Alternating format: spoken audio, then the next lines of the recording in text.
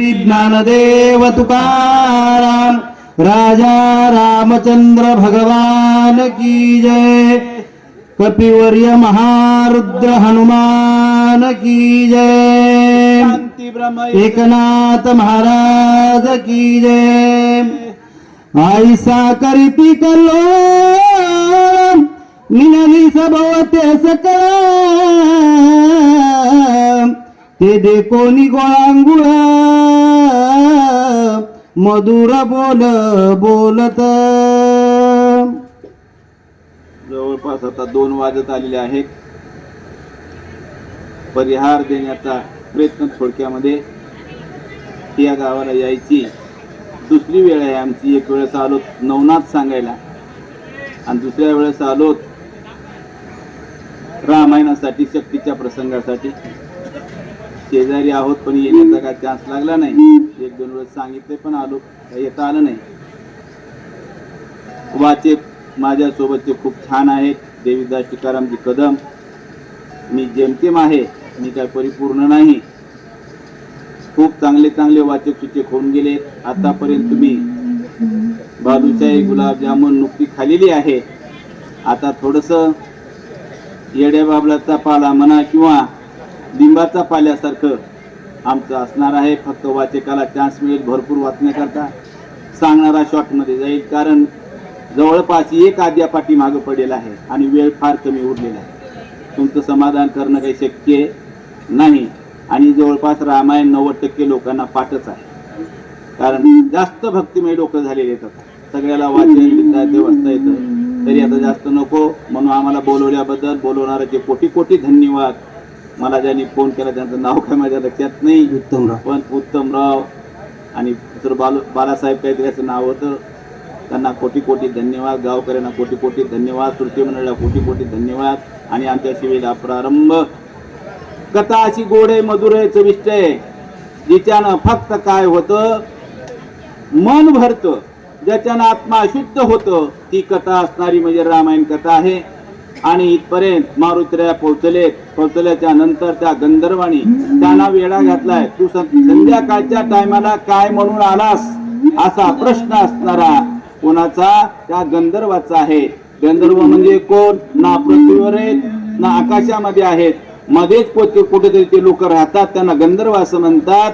आणि त्या गंधर्वाच्या प्रश्नाला उत्तर मारुतीराय कसे देतात ते पुढे पुढे ऐकू चला. जम्बूद्वीपाचे दक्षिण कोणी कृष्णासे राजधानी सुग्रीव राज चुळामणी तयस्थानी नांदत.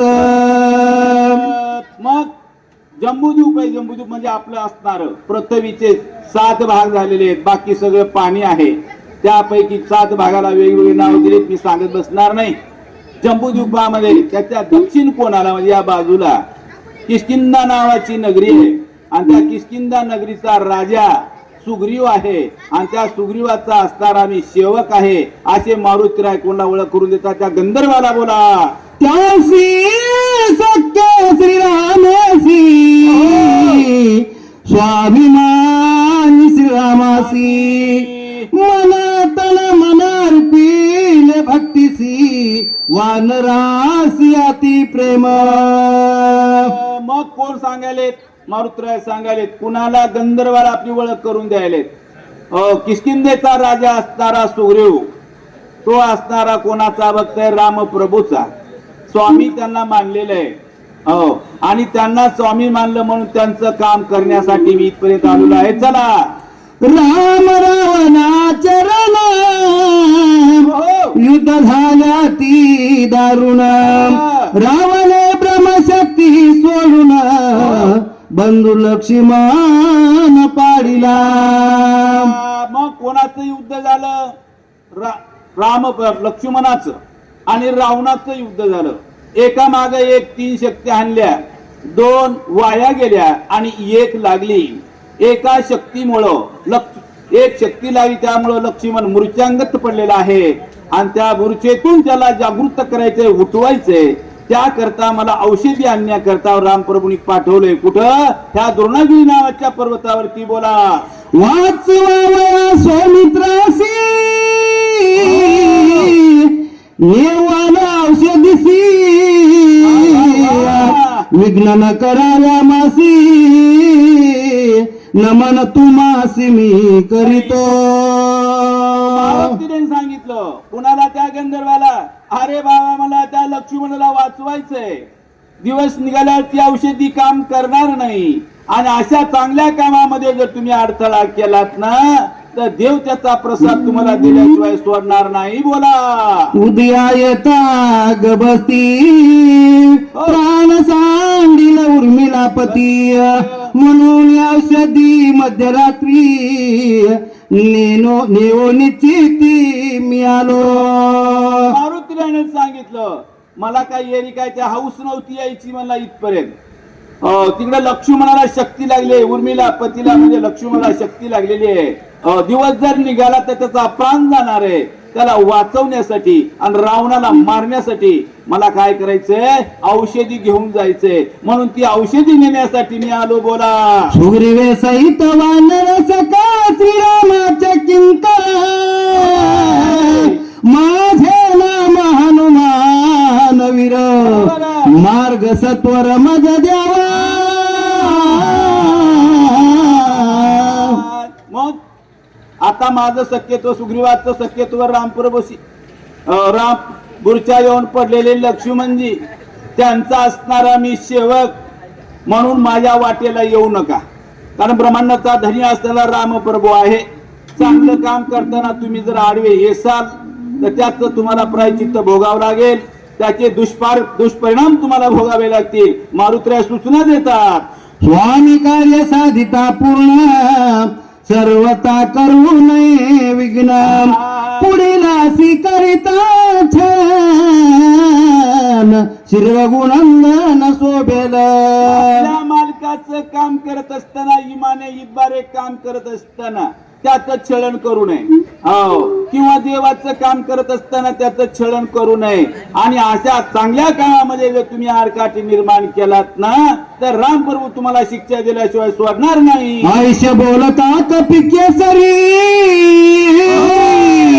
गंधर्व सरसावल भारी, एवढी राम सुग्रीवाची थोरी, औषधी रात्री नेवालो.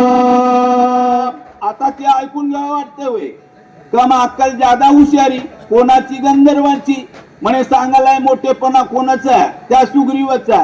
सांगायलाय मोठेपणा कोणाचा, त्या रामाचा. आलाय आमच्या शेतामध्ये, आमच्या डोंगरामध्ये, इथून औषधी घेऊन चला. ते कोटले कोण की झडून के पत्ते, आणि आम्हाला मोठेपणा सांगतो का? वैर्य म्हणले चला. सकळ सैन्य सरसावले, मारावया सिद्ध झाले, सदा परी गतिकट भाले, वर्ष लागले समकाळे. मग एवढं त्या मारुतीने सांगितलं, पण कोण ऐकते? बुद्धी बोलती लेकिन सुनता कोण? ऐकत नाही बाबा. चांगल्या गोष्टी माणसाला ऐकायला जड जातात, वाईट गोष्टी फार चटकन पडतात आणि त्या मार्गाने लवकर वाटचाल करतात. मग सांगितलं लगेच हातामध्ये कुऱ्हाडी, काठी, भाल्या, भरचे काय त्या काळातले शस्त्र असतील ते शस्त्र घेतले. कोण? या गंधर्वानं. आणि मारुती उठलेत मारायला. यायला एवढा तर दिमाग पाहिजे, कारण हे गंधर्व होते, लहान सहान माणसं नव्हते. हे बाबा कोण आहे ते? चला पुढे.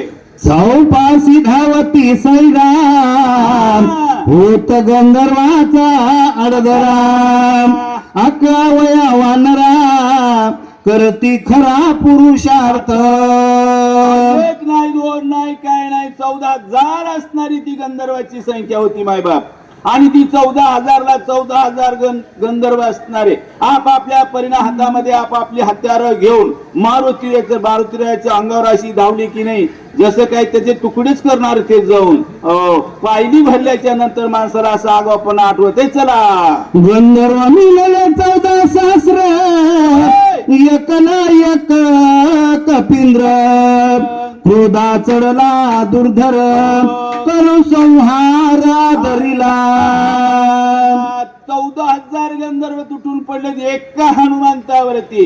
मारुतीराय म्हणले आता जास्त वेळ नाही, याला एका एकाला मारत बसू तर दिवस निघाला तर ती औषधी नेऊन काही फायदा होणार नाही. मग आमचे लक्ष्मी म्हणजे असणारी प्राणाचा त्याग करतील म्हणून म्हणली यायला एकदाच खपो आवड्या. कशी खपितात पुढच्या वैताग रुपे वाळला दारुण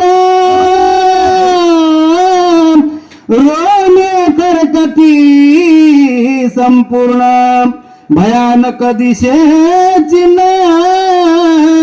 कपिंग दान खवळला. मारुतीने एकदम ढव्य असणारं स्वरूप धारण केलं.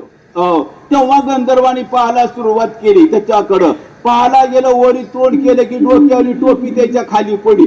आर्य बापरे म्हणजे एवढा बवा मोठा आहे का? अरे एवढा बवा मोठा आहे म्हणून तर तुम्ही असं गोड गोड बोललाय. मोठी माणसं गोड गोड बोलतात आहे की नाही? हा सांगता समजावून पण कोण ऐकत? जेव्हा बुक्की बसली किंवा कुक्कून करताना आडवं पडते. बोला पुढे. एक मुष्टी घाते मारिले, एक दाता तळी रगडिले, उरले तर पुच्ची बांधिले, मगा पटिले खडकेसी. मग एकाला काय केलं, दातामध्ये घालून कचकच कचकच चॉकलेट सारखं चावून टाकलं. दुसऱ्याच्या थोबाडात जी बुक्की मारली तर दात खलास करून टाकले. उरले सुरले गंधर्व शेपटीमध्ये बांधले आणि शेपटीत बांधून गर्र फिरवले आणि ज्या ठिकाणी उघडा पडेला खडक आहे की नाही त्या खडकावर दंदिशा आपटिल्याबरोबर ज्याप्रमाणे एखादं टमाटर जमिनीवर आपले त्या बिया कशा इकडं तिकडं पडतात तसे त्या सगळ्या गंधर्वाच्या हाडाचे तुकडे होऊन तिकडे पडले. एकेची वेळेस त्वर मारिले 14 सहस्र, केला राम नामे भुभुकार विजय कपिंद्र सोय झाला. आज एका झटक्या सगळ्यात 14,000 असणाऱ्या गंधर्वांचा काटा काढा आणि एकच भुभुक अशी राम प्रभू की जय असा भुकार मारुतीने ठोकला. चला पुढे. ज्याचे मुखी नाम स्मरण विघ्न त्याचे वंदी चरण, कलिकाल स्वयापना नित्य नमान त्यासी करी. आपल्या चित्तामध्ये देवाचं नाव जर असेल ना तर ते विघ्न असणार सुद्धा काय होतं, निर्वाळल्या जातं. ऐका नाही, ज्या वेळेस आपण जर शेताला जात असतील मसन वाटा जर वाटत असेल आणि जवळजवळ काही तळलेले पदार्थ जर असतील तर मसन वाटा लागायच्या आधीच रामकृष्ण हरी रामकृष्ण हरी रामकृष्ण हरी म्हणते. मटन मसन वाटा संपेपर्यंत आणि मसन वाटा संपला की पुन्हा नारळ गाणं म्हणित जाते. ऐका नाही, म्हणजे कशावर विश्वास आहे आपला? राम नामावरती विश्वास आहे. माय बाप राम नाम घेतल्याच्या नंतर अंतःकरण शुद्ध होता आणि इग्न पळून जाता. आयुष्या नाम धारक वीर विजय झाला कपिंद्र, नामे गरजोनी सत्वर औषधी बार पातसे.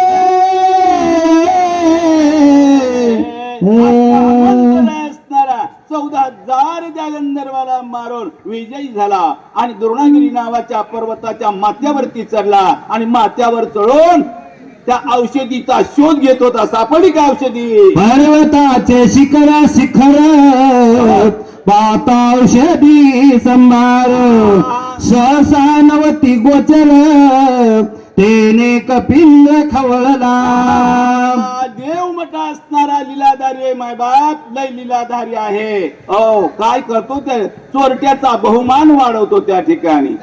पुण्यवंताला पाता लोकी नेतो असा देव कलाकार आहे. चोरटा असणारा कोण आहे? वाल्मिक ऋषी. त्याच्या हातानं रामायण पूर्ण केलंय. पुण्यवंत असणारे अनेक उदाहरण तुमच्या पुढे ठेवताय. शिराळ राजासारखे वगैरे वगैरे अजून काय म्हणताय त्या बळीराजासारखे हे मोठाले लोक त्याला पाताळात नेऊन घालते. असा देव आहे. मारुतीला पाठवले औषध आणायला आणि त्याला तिथं औषध गौषध देण्यात झाला. पण ते मारुतीला समजलं नाही काय करतोय पुढे.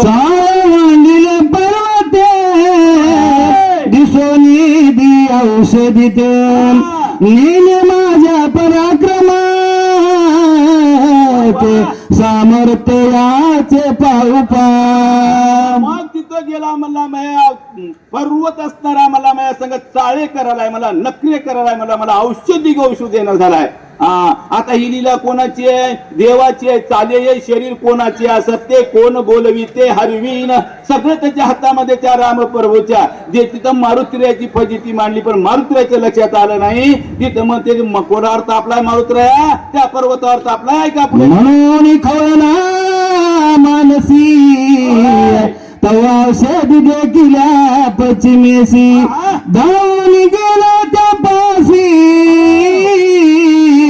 तव पूर्वेसी देखील द्रोणागिरीला मारुत्या तेव्हा द्रोणागिरी नावाचा पर्वत असणारा चल चल चल चल कापू लागला. नजर टाकली पश्चिमेला पूर्वेला, त्या ठिकाणी औषधी पाहिल्या. पश्चिमेकडे पळू पळू गेला, त्या औषधी कोणी काही सगळ्या पूर्वेला दिसल्या, पूर्वेच्या पश्चिमेला दिसल्या, तिकडे मारुत्र्या पळाले. पण हाताशी औषधी लागणार झाल्या. कारण पुढे उत्तर दक्षिण समस्यता अवघा पर्वत लकलकीत वानर विस्मित झाला तेथा काय करावे. मारुती असणारे चकित झाले बाबा. का पूर्वेला औषधी दिसल्या तिकडे गेलं तर त्या पश्चिमेला चालल्यात, पश्चिमेला गेल्या तर दक्षिणेला चालल्यात, दक्षिणला गेलं तर उत्तरेला चालल्यात. आणि कधी कधी कधी कधी तो पर्वत असणारा लख लख लख चमकाय लागलाय. मग त्या औषधी मिळाव्यात कशा यासाठी मारुतीला नवल वाटायलंय. औषधी म्हणून धरवा तव जाणोरा कैचा काय तो सांगून आणखी पाहे तव तेथे होल पैसेची. औषधी म्हणून झाडाला धरायला चमचम चमचम चम हीच औषधी धरलं की काय व्हायचं. एकदम झाडोरा वाचा, शेराच्या झाडासारखं वाच. शेरीचं झाड माहित आहे ना, त्याला फळही नाही, त्याला फुलही नाही, त्याला काचं झाड म्हणतात, शेरीचं झाड म्हणतात. सध्या दिसणार म्हाताऱ्या बायला माहित असतील. चिलट होऊन पहिले घरामध्ये बांधली होती आपल्या. त्या शेरीच्या झाडासारखे दिसायचे. ते झाड सोडून दुसऱ्या झाडाला जाऊन धरायचे, तिथं गेलं ते तसंच झाड. अशा प्रकारचं सोंग मानलंय कोण, त्या द्रोणागिरी नावाच्या पर्वतावरील औषधानं. ऐसा झाला खेदक्षिण नव्याची औषधीचे दर्शन चिंता तुराती उद्विग्न काय आपण बोलत. असणारा खेद झाला कुणाच्या मारुत्र्याचा.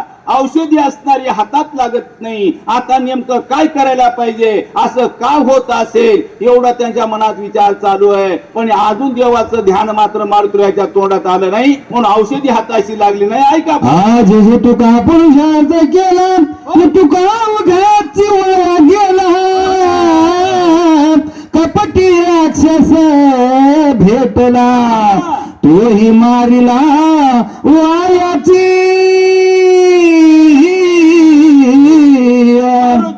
परेशान झाले. अहो म्हणे एवढी मोठी उडाण केली, 400 कोस लांबीचा समुद्र असणारा पार केला, एकापेक्षा एक मोठाले असणारे पर्वत पार केले, वाटेमध्ये मोठाच्या मोठा राक्षस महाराज होऊन बसला, त्याला विनाकारण मारला म्हणला. आणि इथं आलं तर औषधी मिळत नाही. असं होतंय तरी का. दुष्कर कर्मे केली त्यावघीची वाया गेली औषधीने बुडी दिडली शक्ती झाली तेही व्रता. त्यावेळेस मारुत्यानं तर दुष्कर कार्य केलं बाबा. 400 कोस लांबीचा समुद्र ओलांडणं जोक आहे अजिबात नाही. अहो तेवढा मोठा काळनेमी नावाचा राक्षस वाटमध्ये होता, त्याने अडथळा निर्माण केला, त्याला संपून आलो. मोठमोठाले 14,000 असणारे गंधर्व मारून आलो. अनेक प्रकारचे संकट तोडी इथपर्यंत आलो. इथं जर औषधी शोधायला औषधी हाताशी लागत नाही, असं का होत असेल. सुग्रीवा काय मुख दाखवू श्रीरामचरणी कैसे पाहू अंगदा काय उत्तर देऊ श्री रघुराक्ष भेल.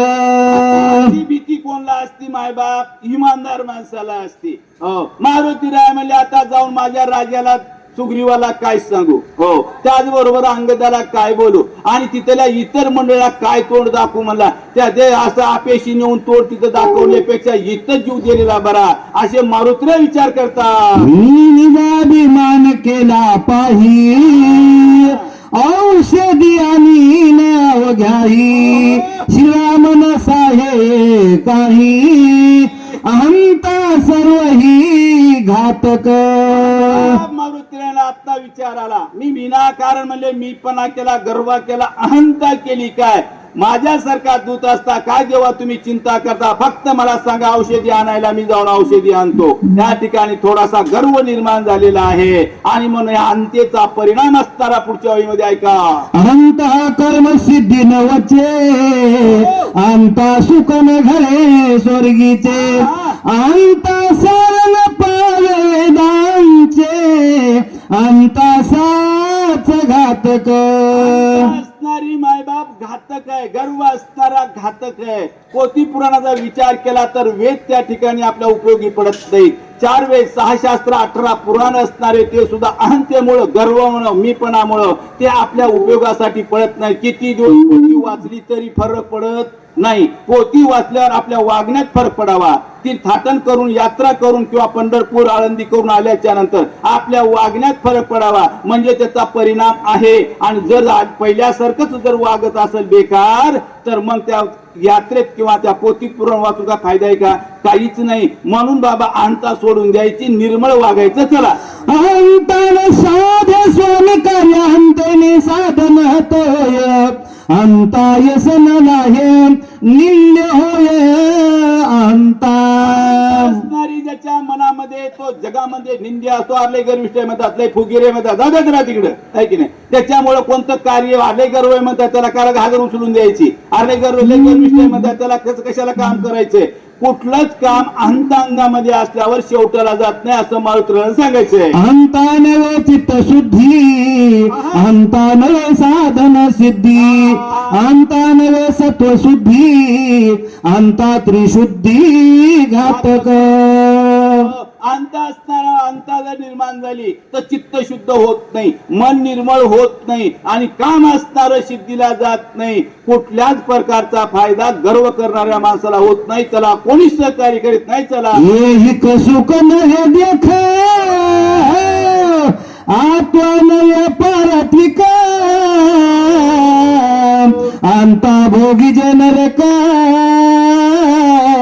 अंता घातक जगा झाली. असणारी एकाला नाही बाय बाप, सगळ्या जगाला असणारी घातक आहे. मी लय बडा म्हणतात त्या ठिकाणी. असा गर्व झाल्याच्या नंतर राख लागल्याशिवाय लागत नाही. पाकिस्तान असं वटर करू लागलं, जव्हावरी बांबगोळे फेकल्या कसं थंड झालं, नाही तर वळवळ करू लागलं. सगळ्यांनी पाहिलेले सांगायला नको, कारण गर्व त्याच्या मनात, अहंता त्याच्या मनात निर्माण झाली होती. इथं पृथ्वी मृत्यू लोकात सुख नाही, हो, आणि स्वर्गातही सुख नाही, कुठं सुख नाही. म्हणून अंता करू नये, गर्व करू नये. ते अंतानी आपण श्रीरामा सन्मुख केली जाण, तेनी नागवलो संपूर्ण, औषधी दर्शन नवे मज. प्रकारचा गर्व असणारा, मीपणा असणारा, अहंता असणारे मी देवाच्या समोर केली. साक्षात रामप्रभू ब्रह्मांडाचे धनी असणारे त्यांच्या समोर केली आणि देवाला नेमकी ती सण होत नाही. म्हणून जे काम माझ्या हातून व्हायचं ते होईना झाले, परेशानी उठलेली आहे, असे मारुत्र्या विचार करतात. पुंडलिकावर हरी विठ्ठल श्री ज्ञानदेव तुकाराम, राजा रामचंद्र भगवान की जय.